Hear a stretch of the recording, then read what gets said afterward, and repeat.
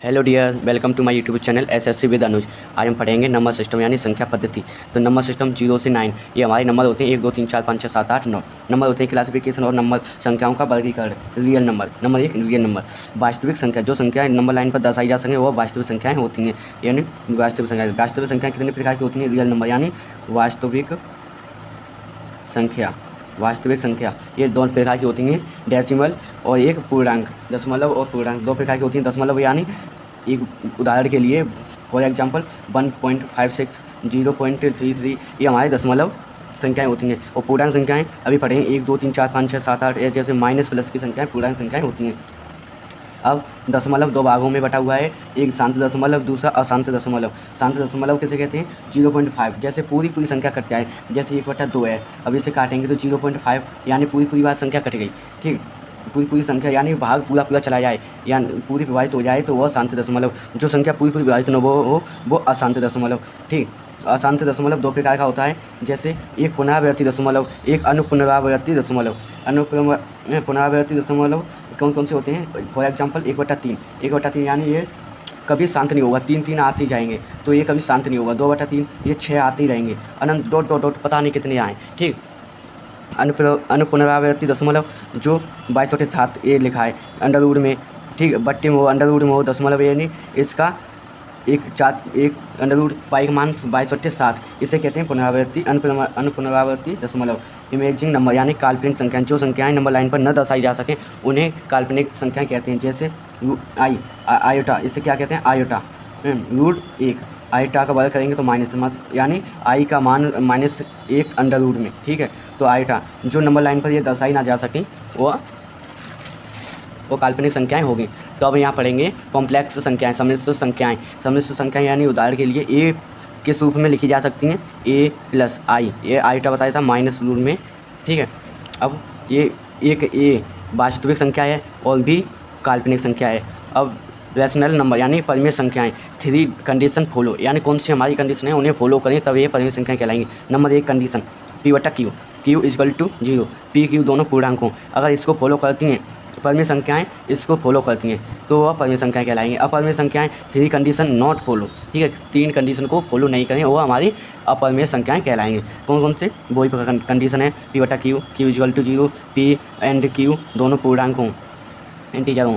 अब इंटीजर ऐसी सभी संख्याएं जिनके अंदर दशमलव नहीं आता हो वह पूर्णांक इंटीजर। हमने पता है 0 ये माइनस ये प्लस में, जिसके अंदर जैसे 0.4 हो गई ये हमारी पूर्णांक संख्या नहीं होगी। 0.567 हो गई ये हमारी पूर्णांक संख्या नहीं होगी। ठीक है, नेचुरल नंबर प्राकृतिक संख्याएं, 1 से लेकर अनंत तक की संख्याएं प्राकृतिक संख्याएं होती हैं। 1 2 3 4 5 6 7 8 ये प्राकृतिक संख्याएं। अब होल नंबर यानी पूर्ण संख्याएं, पूर्ण संख्याएं 0 से लेकर अनंत तक की संख्याएं पूर्ण संख्याएं कहलाती हैं। शून्य से लेकर, और प्राकृतिक ये हमें दी गई थी। ठीक है, 0 की खोज की गई तो ये बाद में जोड़ी गई, इसलिए ये पूर्ण हो गई हैं। अब पूरी हो गई तो पूर्ण संख्याएं 0 1 2 3 4 5 6 ऐसे होती हैं डॉट। ठीक, नॉट यानी इम्पोर्टेंट में क्या है? सभी प्राकृतिक संख्याएं पूर्ण संख्याएं हो सकती हैं। सभी प्राकृतिक संख्याएं पूर्ण संख्याएं हो सकती हैं, परंतु सभी पूर्णांक संख्याएं प्राकृतिक संख्याएं नहीं हो सकती। ठीक है, इवन नंबर यानी सम संख्याएं, 2 से विभाजित होने वाली सम संख्याएं कहलाती हैं। 2 से सभी संख्या विभाजित हो वह जैसे 2 4 6 8 10, ये सबसे छोटी सम संख्या कितनी होगी? 2। ठीक, ओड नंबर यानी विषम संख्या, जो संख्या 2 से विभाजित न होती हो, यानी 1 2 1 3 5 7 9, सबसे छोटी संख्या 1। हमें पूछे सबसे छोटी विषम संख्या कौन सी है तो 1। अब गुणज यानी मल्टीपल कैसे पढ़ेंगे? यदि दी गई संख्या से विभाजित होने वाली संख्याएं, दी गई संख्या से विभाजित होने वाली संख्याएं इसका मल्टीपल। जैसे 12 हमें संख्या होती है। अब 12 से 24, ठीक, 36 48 डॉट कितनी भी विभाजित हो सकती हैं। अब गुणनखंड वे संख्याएं जो दी गई संख्या को विभाजित कर दें।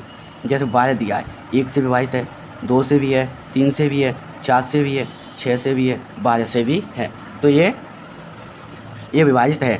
इसमें अंतर समझ में आया? जो दी गई संख्या से विभाजित होने वाली संख्या, वे संख्याएं जो दी गई संख्या को विभाजित कर दें। ठीक है, प्राइम नंबर यानी अभाज्य संख्याएं, वे संख्याएं जो एक व स्वयं से कटें यानी विभाजित हों। 2 5 7 11 13 ये संख्याएं ऐसी हैं जो स्वयं से कटती हैं, या 2 ही गुणन, यानी एक ट्रिक है कि वे संख्याएं जो एक और स्वयं से कटें, और दूसरी है जिसके गुणनफल 2 होते हैं। जैसे 2 की 1 और 2, इससे कटेंगे 5, 1, 5, इसके गुणनखंड इतने होंगे। ठीक है, अब न तो भाज्य और न अभाज्य संख्याएं। अब इसमें अभाज्य संख्या कौन सी होंगी? न तो भाज्य है और न अभाज्य। ठीक है, 2 मात्र सम संख्या अभाज्य हैं, वरना सभी अभाज्य संख्याएं विषम होती हैं। 2 एक ऐसी संख्या है, यानी जी 2 संख्या एक ऐसी संख्या है जो सम है परंतु अभाज्य है। ठीक है, सम है परंतु अभाज्य है, ये पहली संख्या है ऐसी। अब 1 to 11 prime number, 2, 3 prime number लिखे हुए हैं, यानी प्राइम नंबर अभाज्य संख्याएं। सबसे बड़ी 2 अंकों की अभाज्य संख्या क्या होगी? 97। ठीक, कोई पूछ लीजिए सबसे 2 अंकों की सबसे बड़ी अभाज्य संख्या, सबसे 3 अंकों की सबसे बड़ी अभाज्य संख्या 997। 3 सबसे छोटी 3 अंकों की अभाज्य संख्याएं 101। ठीक, 101।